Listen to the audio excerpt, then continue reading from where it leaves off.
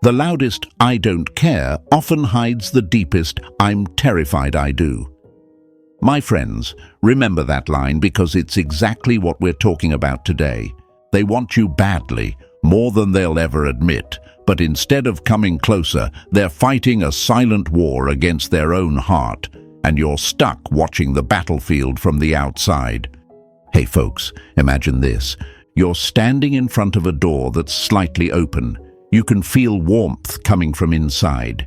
You hear your name, you feel the pull, you know you're wanted there, but every time you step closer, the door slams almost shut. Not completely, just enough so you never feel fully invited, never fully chosen. That's what it's like dealing with someone who wants you badly, but is at war with their own heart. The room is warm, the door is half open, but their ego is guarding it like a grumpy security guard on a power trip.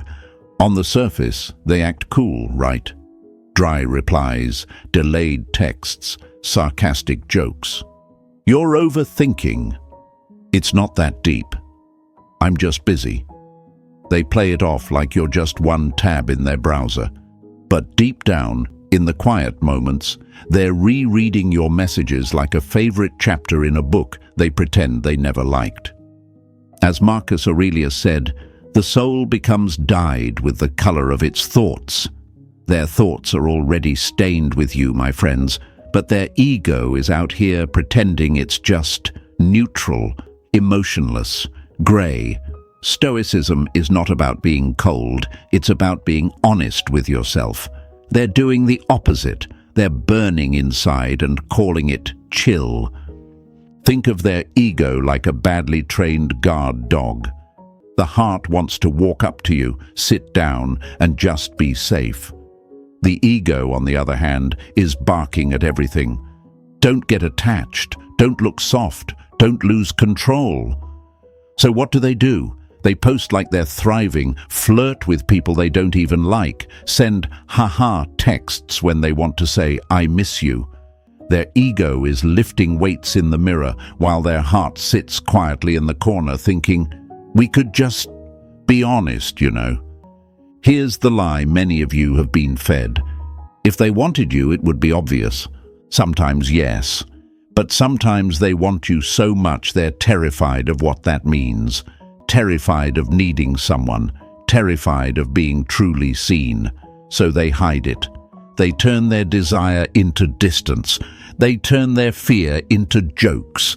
They turn their longing into silence. My friends, you are not imagining the connection. You are not crazy for feeling their energy, even when their words are flat. There is a war going on inside them. Heart versus ego, truth versus performance, feeling versus fear. You didn't start that war. You can't fix that war, but you can learn from it. That's where Stoicism comes in. Stoicism doesn't tell you, feel nothing. It tells you, stop letting someone else's confusion decide your value. Your job is not to chase their heart while it hides behind their pride. Your job is to stand so solid in your own worth that their silent war doesn't drag you into the battlefield. So as we go deeper into this video, I want you to remember this. Their mixed signals are not a mirror of your worth. They are a mirror of their wounds. You are not here to beg for clarity. You are here to choose peace. If that hits home, type this in the comments right now. I choose peace.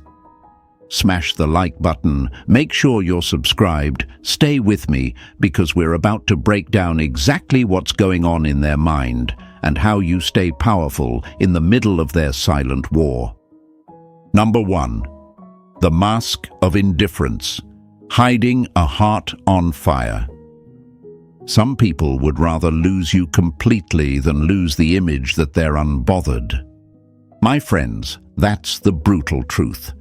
And if you've dealt with someone who acts like you're no big deal while their eyes tell a completely different story, you've already met this mask. The mask of indifference. It's smooth, expressionless, calm on the surface, and underneath it, their heart is on fire. Imagine this with me for a second, folks. Picture a house at night. From the outside, all the lights are off. The windows are dark, the curtains are closed, and if you walked past, you'd swear nobody's home. But inside, behind those curtains, every room is lit, there's music playing low, and someone is pacing the floor, wide awake, thinking about you. That's them. That's the person who leaves your messages on read, who gives you short replies, who acts like you're just another contact in their phone. Outside, darkness. Inside, chaos. And if you're honest, you've probably asked yourself more than once, am I imagining this? Did I make the whole connection up in my head? If they wanted me, why do they act like they don't? Those questions are heavy. They follow you around like shadows, especially at night when your mind has no other noise to hide behind. You replay conversations, you zoom in on micro-expressions. You read meaning into every emoji they send and every one they don't. You feel something real and get treated like you're temporary. Here's the painful part. The mask they wear isn't about you, it's about them.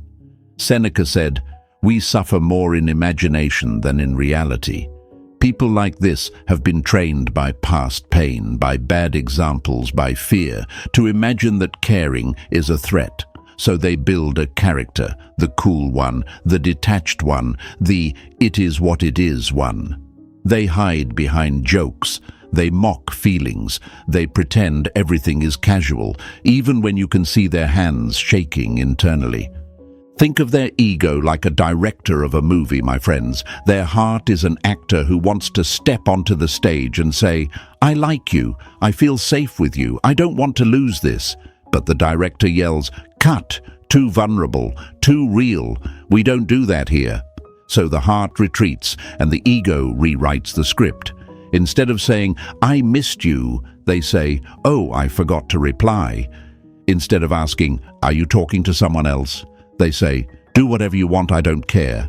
But they do care. They care so much that it scares them. Why do they think like this? Because somewhere along the way, they learned that openness equals danger. Maybe they were laughed at for caring too much. Maybe they were betrayed when they finally trusted someone. Maybe they grew up watching people use emotions as weapons, so now they wear this emotional armor everywhere they go. The lie they live by is simple. If I act like nothing touches me, nothing can hurt me.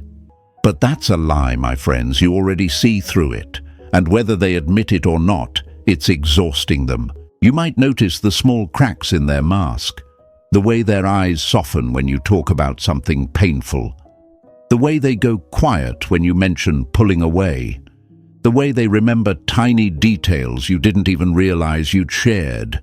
That's their heart leaking through. They'll shrug it off, act like it's nothing. But the truth is, nobody pays that much attention to someone they don't secretly value. Still, this is where it gets hard. For them and for you. For them, because dropping the mask feels like jumping without a parachute. For you, because part of you wants to pull the mask off and shout, "I know you care, just stop pretending." But you can't. Stoicism reminds us, you don't control other people's honesty, you only control your own. Epictetus said, "It's not what happens to you, but how you react to it that matters." You can't force them to be real. You can only choose to stay real yourself. Let's break one of the biggest lies right now. Their coldness is not proof that you're unworthy. Their distance is not evidence that you imagined everything. People hide their feelings for many reasons: ego, fear, pride, insecurity. You being treated like an option is not a reflection of your value, it's a reflection of their courage level, or lack of it. Rising above this dynamic is not easy. It means facing your own fear too. The fear that says, if they don't openly choose me, I must not be enough. It means refusing to beg for breadcrumbs just because you're hungry for connection. It means looking at their mask and saying, I see you, I see the performance, but I will not shrink myself to fit inside your fear. It's difficult because you feel the chemistry, You feel the emotional current between you. You sense the warmth behind their walls and think, if I just wait a bit longer, if I just prove I'm safe, maybe they'll finally take the mask off. And sometimes that does happen. But here's the danger.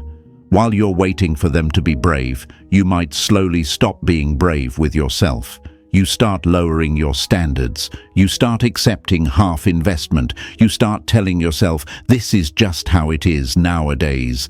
No, my friends, that's not how it is. That's just how it is with someone who is ruled by their ego. Your job as a Stoic in this story is not to bang on their door begging for the real version of them to come out. Your job is to be so grounded, so aware of your own worth, that you don't lose yourself watching someone else hide from theirs. When you hold your calm, you make their mask heavier.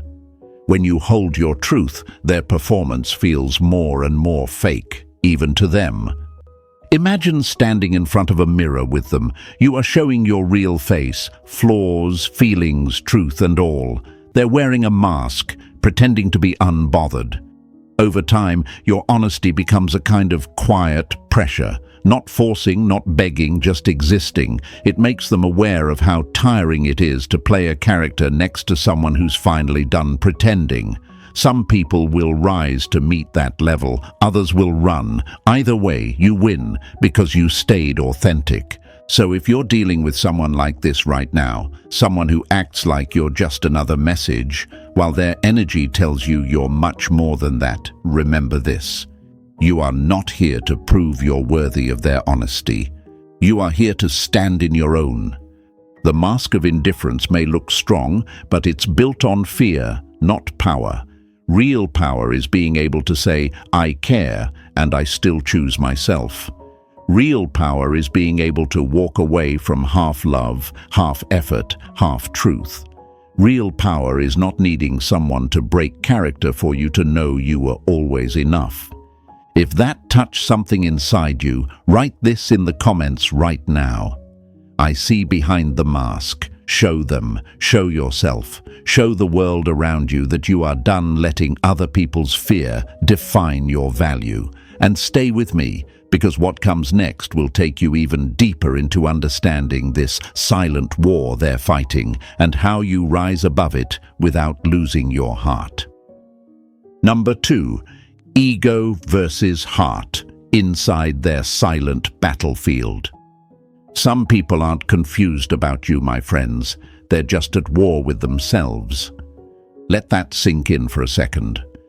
Because half the pain you carry right now is not from what they did, but from what you keep imagining their behavior means about you.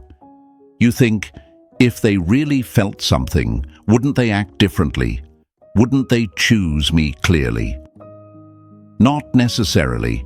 Sometimes they want you so intensely that it triggers the very part of them that's terrified of ever needing anyone. I want you to picture this with me. Imagine a battlefield at night. Not guns and explosions, but something quieter, more psychological. On one side, you've got their heart, tired, honest, wanting peace, holding a white flag with your name on it. On the other side, you've got their ego, armor on, sword out, screaming, stand down, do not surrender, feelings are a trap. In the middle, there's this thick fog of confusion. From where you're standing, all you can see is the fog. You see mixed signals, hot and cold, warm one day, distant the next. You think the confusion is about you.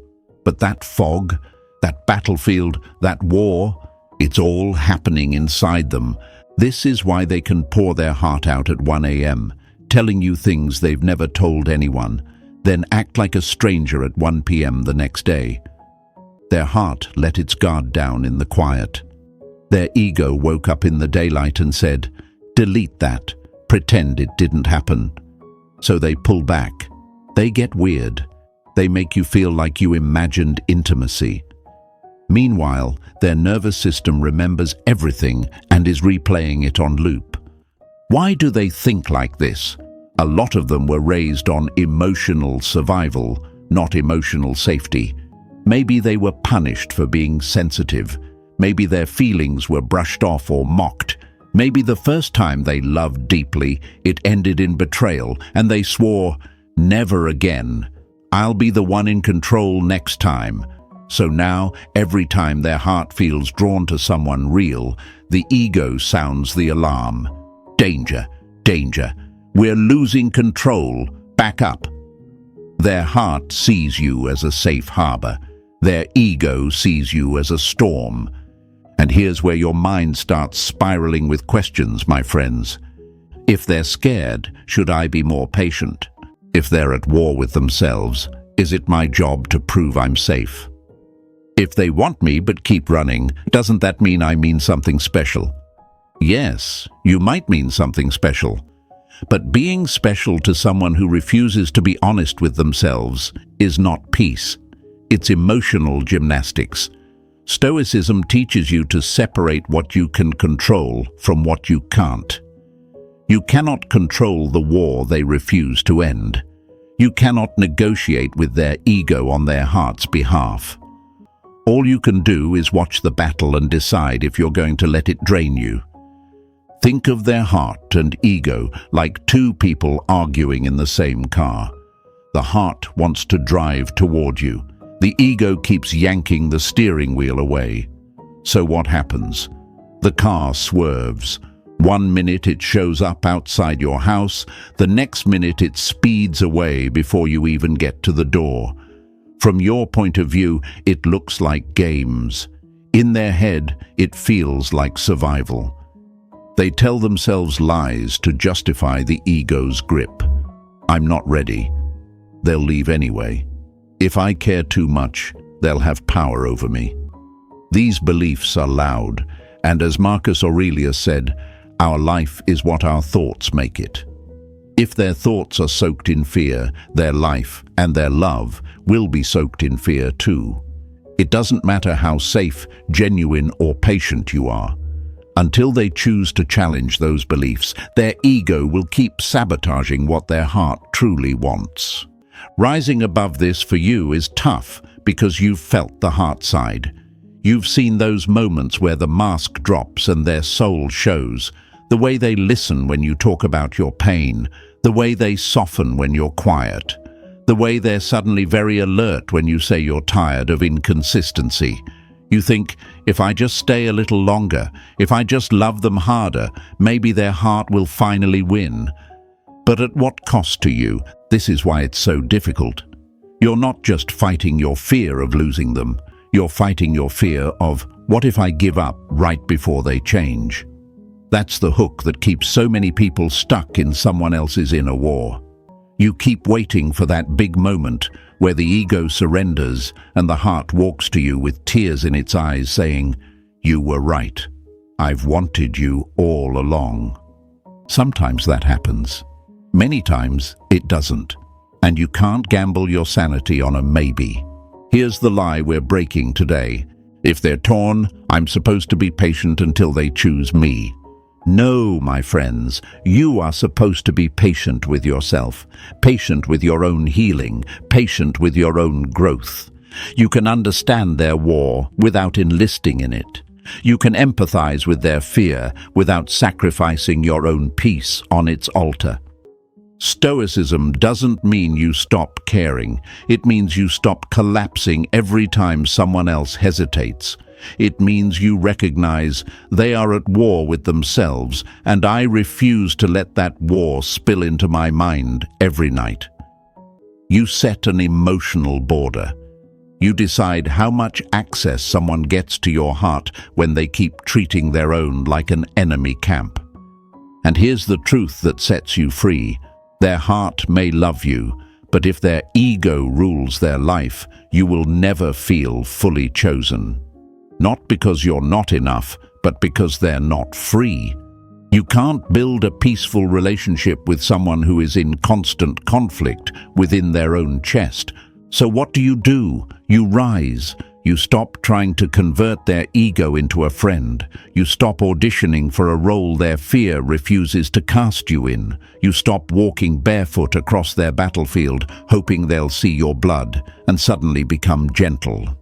Instead, you step back and say, I see the war, I see the fear, I see the potential, but I will not sacrifice my peace for a heart that won't fight for itself.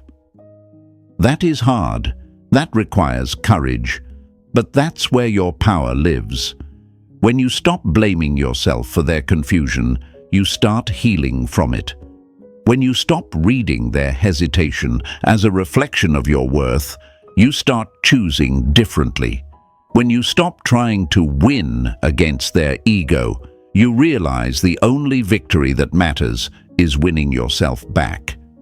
If this spoke to something deep inside you, I want you to declare something in the comments right now. I won't fight their inner war. Show them, show yourself, show the world around you that you're done confusing their internal chaos with your value. And stay with me, because next we're going to break down how those mixed signals you've been losing sleep over aren't random at all. They're part of a pattern you'll never see the same way again. Number 3. Mixed signals aren't confusion. They're strategy, even if unconscious. Mixed signals are not a sign they're lost, my friends. They're a sign they still want control. That hits a little hard, but it needs to. Because for a long time you've been telling yourself they're just confused. They don't know what they want. Maybe if I'm patient, they'll figure it out. And while there is some truth to that, there's another side.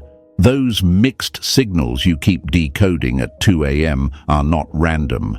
They are part of a pattern, a strategy, sometimes conscious, sometimes unconscious. But either way, it keeps you close enough to feed their ego and far enough that their heart never has to fully show up. Imagine this, folks. You're standing at a traffic light that can't make up its mind. 1 second it's green, inviting you forward. The next second it's yellow, making you hesitate. Then suddenly it flicks to red, slamming everything to a stop. You inch, you pause, you overthink every move. That's what being around them feels like. One day they're sending long messages, asking deep questions, telling you how different you are. The next, they're dry, distant, busy, acting like they barely have time to respond. You're stuck at that emotional intersection, wondering, do I move? Do I stop? Am I overreacting or ignoring something important? The questions start swarming in your head. Did I say something wrong? Did I come on too strong? Are they talking to someone else? Was any of it even real? And in the middle of all that fear and overthinking, you miss the bigger truth. The inconsistency itself is the problem, not you, not your worth, not your effort. The way they swing between wanting you and keeping you at arm's length is feeding something inside them. It gives their ego little hits of validation while never letting their heart fully step into real vulnerability. Most people who send mixed signals don't wake up in the morning thinking, how can I emotionally confuse someone today? It's not always some cartoon villain plan. It's deeper and quieter than that. It's conditioning. It's their nervous system trying to have it both ways. I want the closeness, but I also want the freedom to pull away without consequence. I want the emotional high of your attention, but I don't want the responsibility that comes with it. So what do? They come close when they're lonely, insecure, or craving connection. They pull away when they feel exposed, guilty, or afraid of losing control. As Epictetus said, people are not disturbed by things, but by the views they take of them. The view they've taken of love is mixed with fear, so their behavior is mixed too. They've learned that if they give you just enough warmth to keep you hopeful, they never fully have to face the terror of choosing. And my friends, that's the hard truth. Mixed signals allow them to delay decisions indefinitely while still enjoying your emotional presence. Now let's talk about you in this, because this is where it becomes a quiet addiction. You don't just respond to their good moments, you start living for them. The long message after days of silence feels like rain in a desert. The sudden, "I was thinking about you" after a cold spell hits your system like a drug. It temporarily erases the pain, the doubt, the endless questioning. You think, "See, I knew they cared." But notice what happens next. As soon as you relax, as soon as your hope rises, the pattern repeats. They pull back again. You chase clarity again, and the cycle continues. It's difficult to pull yourself out of this because your brain becomes wired to read their crumbs as proof of a feast. You start ignoring your own unmet needs. You overlook the anxiety they cause, the inconsistency, the nights you stare at your phone. You start thinking like this: if I just stay a little longer, if I just respond perfectly, they'll finally become steady. But stability is not something you can force someone into. It's a decision they have to make within themselves. Why do they think like this? For many, mixed signals are their comfort zone. Maybe they grew up in homes where love was unpredictable, warm one day, cold the next. Maybe they've always been the one with the upper hand, so real mutual vulnerability feels like losing their identity. Maybe they've been hurt badly before and believe that if they never go all in, they can never be fully destroyed. So they orbit, they circle, they give you enough to keep you there, but not enough to let you truly land. Here's the lie we're breaking today. Mixed signals mean they're trying to figure it out. Sometimes that's partly true, but more often, mixed signals mean they are trying to keep all their options, all their defenses, and all their ego intact while still tasting the benefits of your presence. They're not just confused, they're comfortable. Comfortable knowing you'll keep decoding, keep waiting, keep trying to earn a clarity that should have been given freely. Stoicism steps into this chaos and says, "No more." It teaches you to see the pattern without getting dragged under by it. It asks you to step back and ask, what are their actions training my nervous system to feel every day? Peace or anxiety, security or confusion? Because someone who truly wants you, even if they're scared, will fight their own patterns to move toward you. Someone who wants comfort more than connection will expect you to do all the emotional heavy lifting while they flick the switch between hot and cold whenever it suits them. Rising from this is not as simple as just walk away. It takes strength to admit you've been basing your hope on a pattern that keeps hurting you. It takes humility to say, "I let this go on longer than I should have." It takes courage to turn off the notifications that once felt like oxygen and say, if it's real, it will show up consistently. I'm done chasing almost. You don't have to hate them to stop tolerating their inconsistency. You don't have to see them as monsters. You can understand their fear, their conditioning, their inner war, and still decide, I refuse to let this war become my lifestyle. That's Stoic strength, not coldness, clarity. So if you're listening to this and you recognize the pattern, those late-night messages followed by daytime silence, those promises with no follow-through, those highs and lows that leave you emotionally dizzy, I want you to reclaim something right now, not from them, from yourself. Type this in the comments. I deserve consistency. Show them. Show yourself. Show the world around you that you're done translating confusion into hope. You are not here to survive on mixed signals when your soul is built for clear connection. And stay with me, my friends, because next we're going to talk about something powerful. How your calm, steady presence doesn't just suffer in this dynamic. It actually exposes their deepest wounds in ways even they can't ignore. Number 4. How your calm presence exposes their wounds. Your peace doesn't just comfort people, my friends, it also makes the unhealed very uncomfortable. Let that sink in for a second, because somewhere along the line you started thinking, maybe I'm the problem, Maybe I'm too calm, too serious, too deep. Maybe I scare them away. But what if the truth is this? You don't scare them because you're wrong for them. You scare them because you are everything their wounds don't know how to handle. Imagine this, folks. Think of a quiet, still lake at sunrise. The water is calm, glassy, perfectly reflective. Then someone who's been running all night, covered in mud, sweating, shaking, comes to that lake and looks down. What do they see? Not just the sky, not just the water. They see themselves, every smear of mud, every line of exhaustion, every mark they've been trying to ignore. That's what your presence is like. You're the still water. They're the one who's been running from their own reflection for years. On the surface, they say they want someone chill, secure, drama-free. And that's you. You're not screaming. You're not begging. You're not trying to control them. You answer with honesty. You show up with consistency. You listen. You speak with intention instead of impulse. You think that's the thing that will make them stay. And in a healthy person, it would.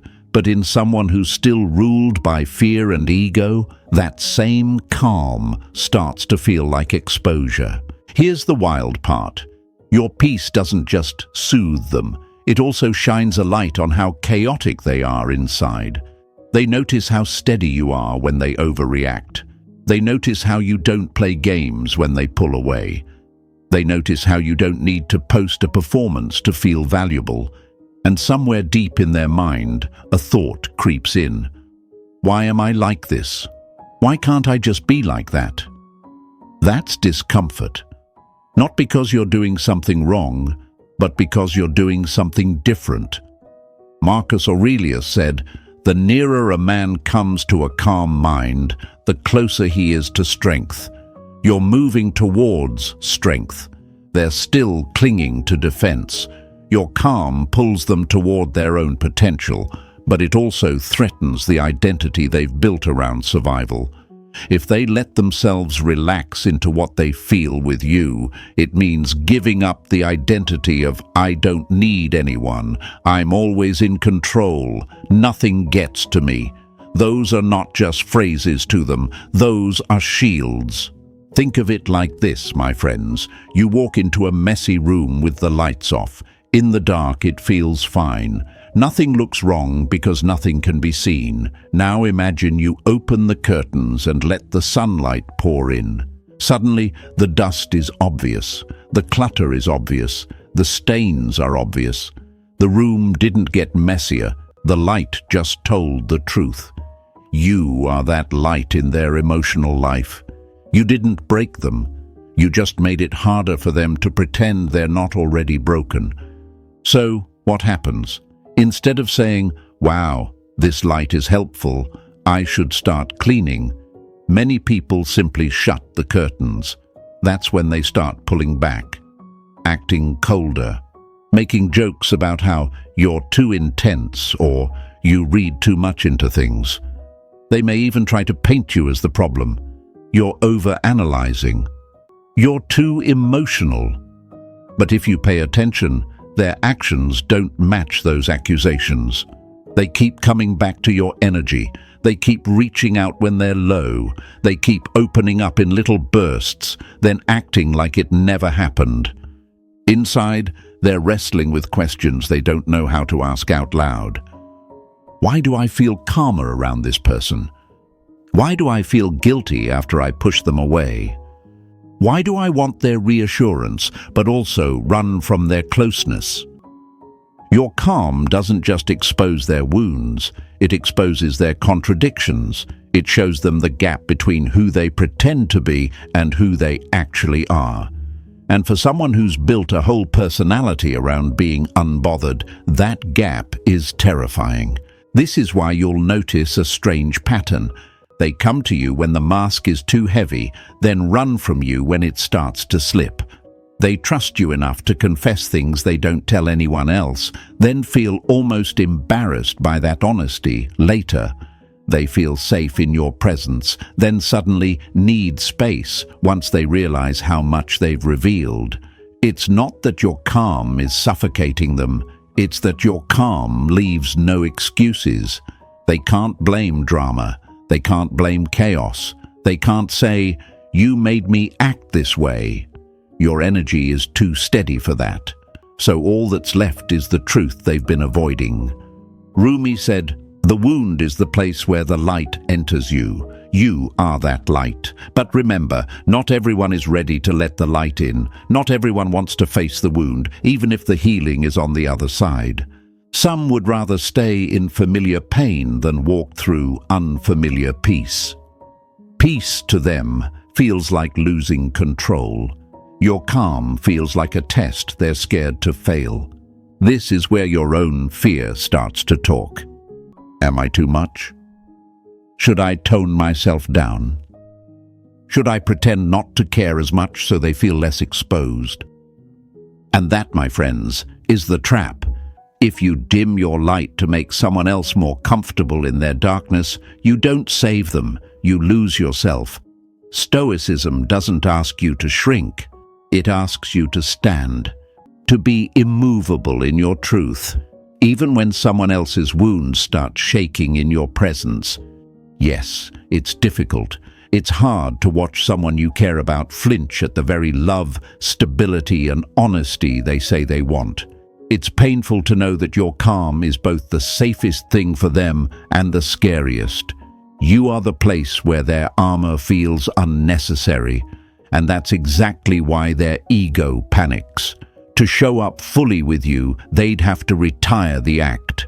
Admit the fear, drop the games. For some, that's like asking them to jump off a cliff and trust they'll grow wings on the way down. But hear this clearly. Their reaction to your calm is not a signal for you to become chaotic. Their discomfort with your emotional maturity is not a sign that you need to become less. You are not obligated to match their wounds just so they feel equal. Your job is to keep becoming the kind of person whose peace is not negotiable. Over time, your calm presence does something powerful. It forces a quiet choice inside them. Do I keep running from what I feel, or do I finally face myself? Some will choose growth. They'll lean in, awkwardly at first, then more honestly. Others will choose distance. They'll keep their patterns, their walls, their scripts. Either way, your role is the same. You stay true to who you are. If your presence exposes their wounds, that's not an insult. It's proof that you are operating at a different level. You are not just another source of distraction. You're a mirror, a light, a still lake reflecting the truth. That is rare. That is valuable. That is powerful. So if this hit home, if you've ever felt like your calm made someone pull away instead of step closer, I want you to write this in the comments right now. My peace is powerful. Show them. Show yourself. Show the world around you that you will not apologize for being steady in a world that profits from chaos. And stay with me, my friends, because next we're going to talk about what happens when you stop chasing completely, when your silence doesn't just expose their wounds, it starts winning the war they're trying so hard to hide. Number 5. When your silence starts winning the war they're trying to hide. Your silence doesn't mean nothing is happening, my friends. It means everything is happening where they can't control it. Let that line land for a moment, because for a long time you've believed the opposite. You've told yourself, if I don't reach out, nothing will change. If I stay quiet, they'll move on. If I stop trying, it's over. But the truth is, your silence does something their ego never planned for. At first, they think you're just sulking. Then they realize you're not playing anymore. And that's when the real war inside them begins. Imagine this, folks. Think of a stage where someone is used to being the main actor. The lights are always on them. The audience is always clapping. They're used to the energy, the attention, the constant feedback. Now imagine that one day the spotlight just turns off. The audience stops reacting. The room goes quiet. They're still performing, still talking, still trying to be impressive, but no one is clapping anymore. That's what your silence feels like to someone whose ego has been fed by your reactions. They were used to your messages, your over-explaining, your "we need to talk," your checking in every time they pulled away. Suddenly, nothing. No applause, no reassurance, just an empty stage and their own thoughts echoing back at them. At first, they shrug it off. They're just being dramatic. They'll text eventually. They tell themselves, "You're the predictable one, the one who always breaks first, the one whose love will always outweigh their pride." They trust the old pattern. You know the one, the pattern where they disappear and you go looking for them with your heart in your hands. So when you go quiet, they don't panic. Not yet. They assume your silence is a pause, not a decision. But then time starts stretching, a day, 3 days, a week. That's when the questions show up, not just for you, but for them. You're on your side wondering, do they even notice? Do they even care? Are they relieved I'm finally gone? Meanwhile, on their side, another set of questions is buzzing louder than they want to admit. Did I push too far this time? Are they talking to someone else? Did I lose the one person who actually understood me? They won't say this out loud, of course. Their pride won't allow it, but their body knows. Their stomach drops a little when they see no new notifications from you. Their chest tightens when your name doesn't flash across the screen like it used to. Why do they think like this? Because your reactions were part of their emotional diet. Every time they pulled away and you chased, it confirmed their power. Every time they were cold and you still showed up warm, it reinforced their control. It told their ego, "I can be careless and they'll still be there." Your silence removes that comfort. Suddenly, their script doesn't work. The buttons they use to push don't do anything. The switches they use to flip, ignoring you, breadcrumbing you, giving you just enough attention to keep you hooked, stop producing the same results. Think of your silence like turning down the volume on a chaotic song. At first, the mind screams, "Turn it back up. I need the noise." But after a while, something else happens. The quiet makes everything clearer. They start to hear their own thoughts. They start to feel their own regret. They start noticing the empty spaces where your presence used to be. Your good morning texts, your check-ins, your "did you get home safe?" your genuine care. Silence doesn't erase those things. It highlights them. For you, staying silent is not easy. Let's be honest. There are moments when your fingers hover over the keyboard, ready to send that long paragraph about how you feel. There are nights your heart tells you, just check their profile once, just send a meme, just break the ice. The fear whispers, if I don't say something, they'll forget me. If I don't move, nothing will change. But every time you resist that urge and choose stillness instead, you are breaking your own pattern. And that's where your power grows. Stoicism isn't about pretending you don't care. It's about refusing to let your caring turn you into a puppet. When you choose silence from a place of self-respect, you're saying, I care, but I care about my peace too.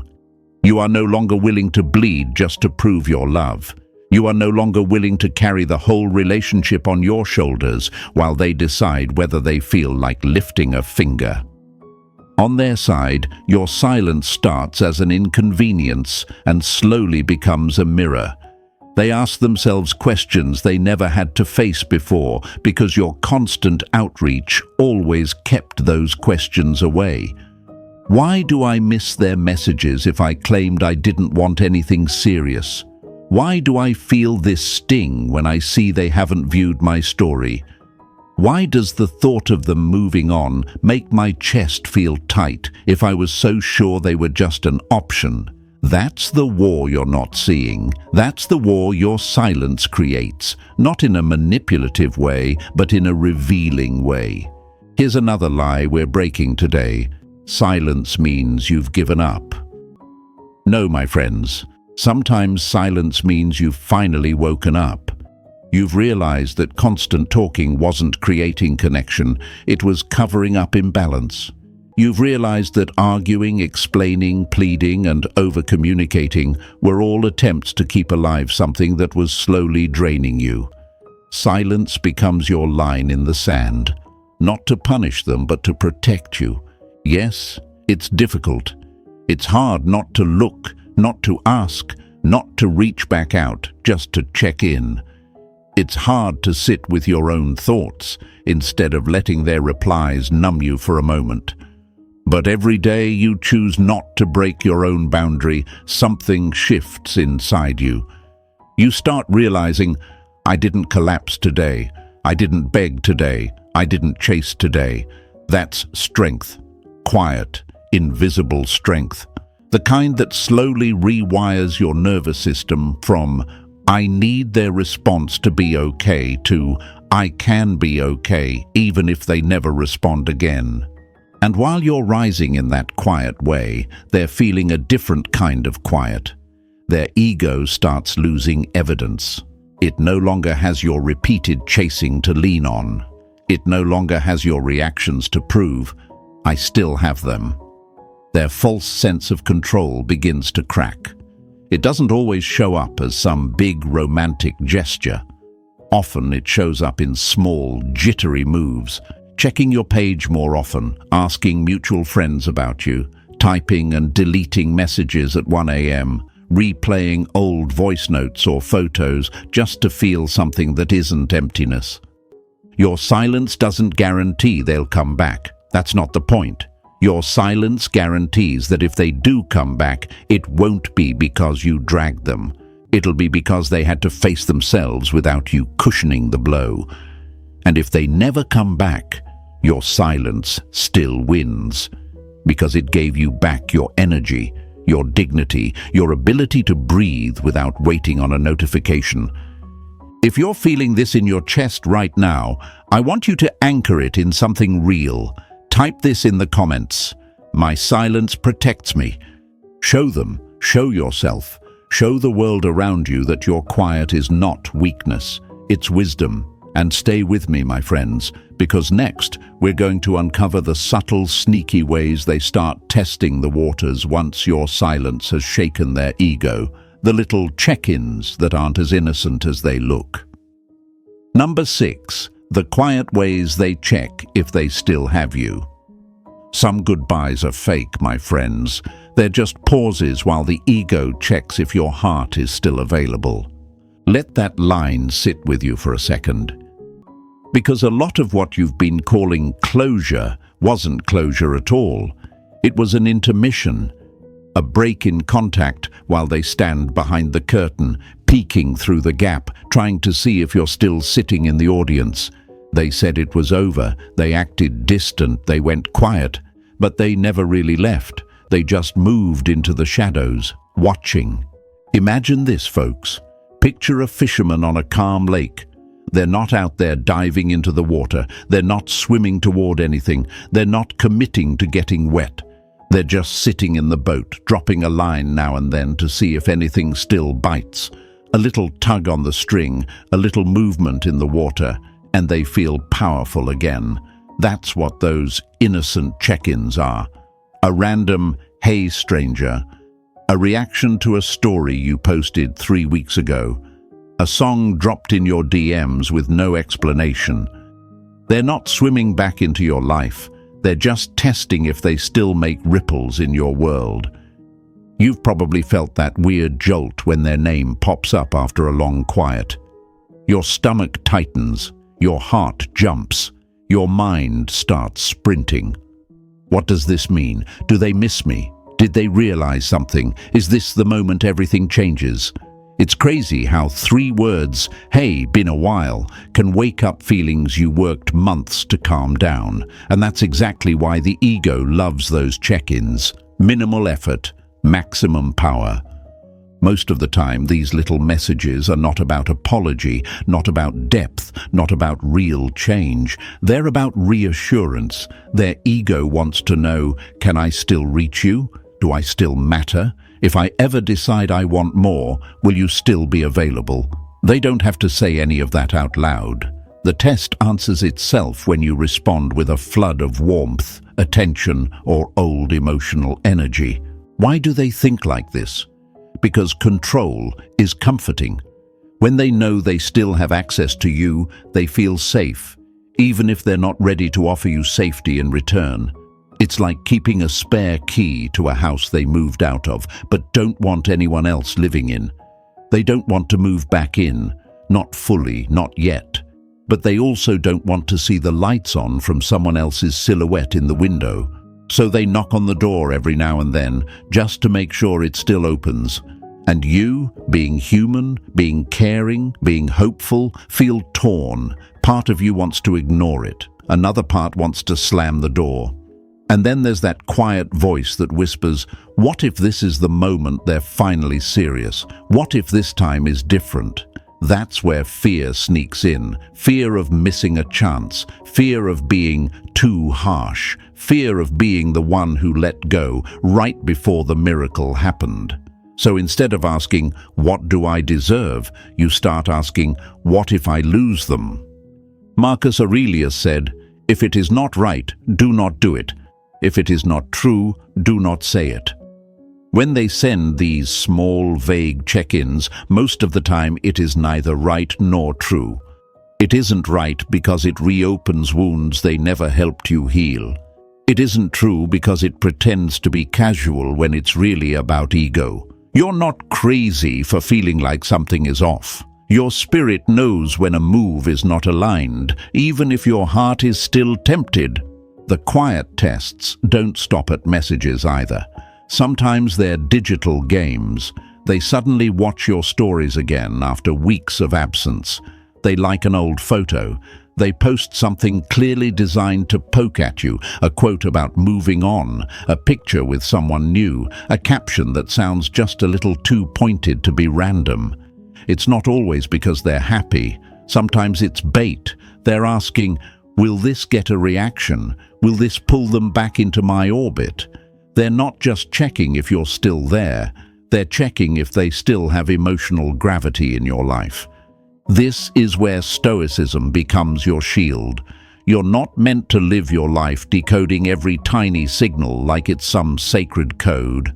That's not love, that's emotional captivity. Stoicism says, observe, don't obsess. Instead of asking, what does this mean about how they feel? Start asking, what does this mean about what they're ready for? Because someone truly ready doesn't flirt with your peace. They approach with clarity. Let's break one of the biggest lies here. If they reached out, it must mean they've changed. Not always. Sometimes it just means they're bored. They're lonely. Their other options didn't work out. They saw something that reminded them of you. Or their ego needed a quick hit of, I still have access. A check-in is not proof of growth. Growth shows up in consistency, in ownership, in actions that match words, not in 3-word messages sent at midnight. But I get it, my friends. It's hard. It's hard to stay calm when someone you once prayed for suddenly appears in your notifications again. It's hard not to fall back into old patterns when their hey feels like a door opening to all the moments you imagined with them. It's hard to treat it as a test when your heart wants it to be a turning point.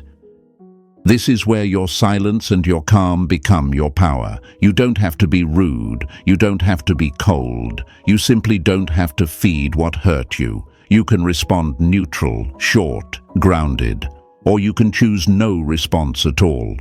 The point isn't to play games back. The point is to protect the peace you fought so hard to build. You are not obligated to dance every time their ego hits play on an old song. When you don't react the way you used to, when you don't spill your heart over a lazy hey, when you don't spiral after a story view, when you don't chase a vague song link with paragraphs of feelings, something shifts, not just in them but in you. You start to see the pattern instead of worshipping the moment. You realize this isn't a grand gesture, it's just another tiny hook. And little by little, those hooks stop catching. For them, your new calm is unsettling. It breaks the cause and effect their ego depended on. If I pop up, they react. But now you don't. Or you respond like someone who has a full life and a full sense of self, not like someone waiting on scraps. That's when curiosity flips. They start wondering, have they changed? Do they still care? Did I lose real access? And ironically, that's the closest they ever get to feeling what you felt for so long. But this story isn't about revenge. It's about revelation. About you finally seeing that every check-in isn't a sign you're meant to be. It's a sign you're still an option in their mind. You deserve to be more than a what-if they test when they're bored. You deserve to be a choice they make with their full chest, not a heart they poke when their ego needs entertainment. So if this sank into your chest, if you recognized those quiet tests disguised as just saying hi, I want you to plant a flag in your own spirit right now. Type this in the comments. I see the tests. Show them. Show yourself.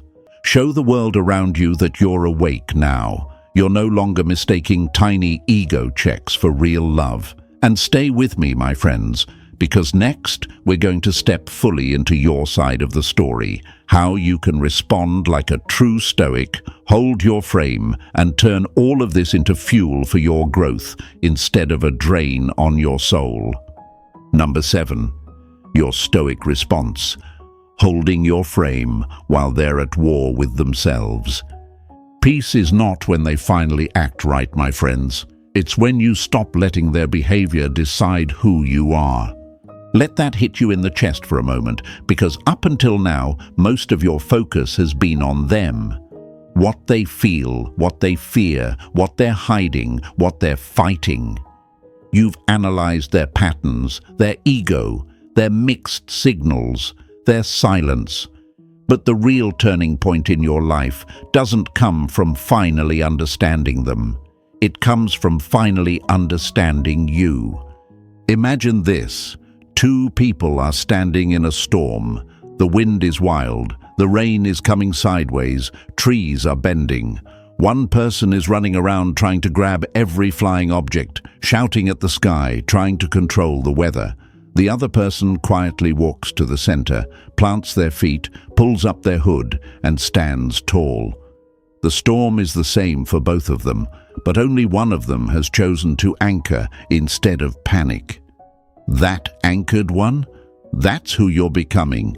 They are the storm right now. They're swirling with fear, ego, confusion, old trauma, and unhealed wounds. One moment they're pulled to you, the next moment they're yanked back by their pride. Their heart is whispering, "You're safe with this person," while their ego is shouting, "Run." You can't stop that war. You can't go inside their mind and rewrite the script. But you can decide whether you'll stand there and get struck by every bolt of lightning, or whether you'll step into that calm center within yourself and hold your frame. Your mind has probably asked 100 different questions. Should I wait for them? Should I give them one more chance? Should I explain how I feel one more time? Should I make it easier for them to choose me? Those are normal questions. They come from a heart that cares, from a soul that hoped this story would look different. But Stoicism invites you to ask a different question. What does my behavior teach me about who I am? Because every time you chase, every time you ignore your own boundaries, every time you lower your standards to fit their confusion, you're not just teaching them something, you're teaching yourself something. You're training your nervous system to accept instability as normal, to accept disrespect as almost expected. Marcus Aurelius said, You have power over your mind, not outside events. Realize this, and you will find strength. Your Stoic response begins exactly there, not in trying to get them to heal faster, not in trying to convince them you're worth choosing, but in reclaiming your mind from the grip of their unpredictability.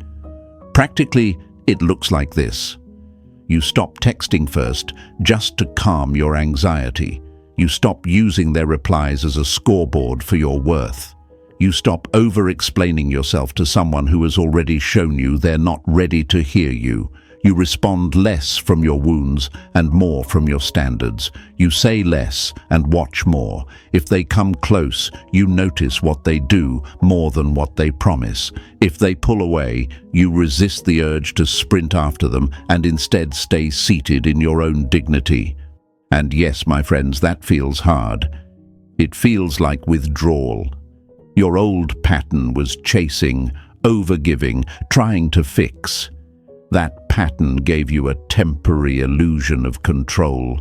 If I just say the right thing, if I just love hard enough, if I just keep showing up, maybe they'll finally see. Letting go of that illusion feels like losing.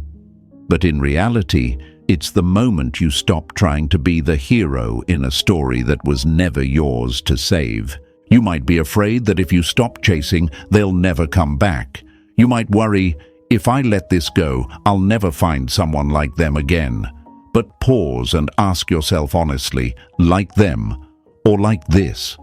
Do you really want to repeat a dynamic where you're always trying to pull someone out of a war they don't even admit they're in? Or do you want a life where your emotional stability is not a reaction to someone else's chaos, but a foundation you carry everywhere you go? Your Stoic response is not about becoming cold or pretending you don't care. It's about caring clearly. You can love someone and still decide not to participate in their confusion. You can feel a deep connection and still say, "This connection cannot sit above my self-respect." You can want them and still refuse to abandon yourself to keep them comfortable. Think of it like standing at a gate to your inner world. For a long time, you left that gate wide open. Anyone who showed a bit of interest got full access. Your emotions, your time, your energy, your thoughts at 2 a.m. Now, Stoicism asks you to stand at that gate like a calm, wise guard. You don't slam it in everyone's face. You simply say, to enter here, there must be consistency. There must be honesty. There must be effort that matches mine. If they're at war with themselves, they may stand outside that gate arguing with their own ego for a while. That's their work, not yours. And sometimes something interesting happens. When you truly hold your frame, when you stop begging, stop chasing, stop reacting, their inner war hits a turning point. The lack of your familiar reactions forces them to finally face their own reflection. Some will still run. Others will come forward, more honest than before, because your calm showed them what real emotional maturity looks like. If that happens, your job is not to fall into their arms like nothing ever happened. Your job is to listen with clear eyes and a steady heart. Do their actions now match their words? Are they willing to stand beside your boundaries instead of testing them? For others, that breakthrough never comes. Their ego stays stronger than their heart. They keep choosing the comfort of their patterns over the discomfort of growth. And as painful as that is to accept, your Stoic response is the same. You bless them from a distance and keep walking, not bitter, not obsessed with proving anything, just committed to your path. Because that's the real plot twist in this whole story. The journey was never about whether they would finally choose you. It was about whether you would finally choose you, whether you would stop begging for bare minimum, whether you would stop twisting yourself into emotional shapes just to fit into someone else's fear, whether you would rise from this not colder, but clearer. Rumi said, "What you seek is seeking you." The version of you that holds a calm, unshakable frame, who knows their value, who honors their boundaries, who doesn't chase chaos, will attract people who recognize and respect that energy. But first, you have to become that version fully, not just perform it for a day and crumble the next time your phone lights up with their name. So if this entire journey we walked together in this video spoke to you, if you felt your old self and your new self wrestling while you listened, I want you to claim something right now. Type this in the comments. I choose my peace first. Show them. Show yourself. Show the world around you that you are done letting someone else's inner war dictate your worth. And if this message touched you, my friends, do one more thing for me. Hit that like button so more people can find this. Subscribe to the channel so you don't miss the next message we build together. And share this video with someone who needs to hear it. A friend stuck in the same silent war. A version of you from 6 months ago. Anyone who's been doubting their value. Your story doesn't end with their confusion. It begins with your clarity. You are allowed to want love. You are allowed to want reciprocity. You are allowed to want peace, and you are powerful enough to walk away from anything that cannot offer it. Stay strong, stay calm, and remember, your frame is your freedom.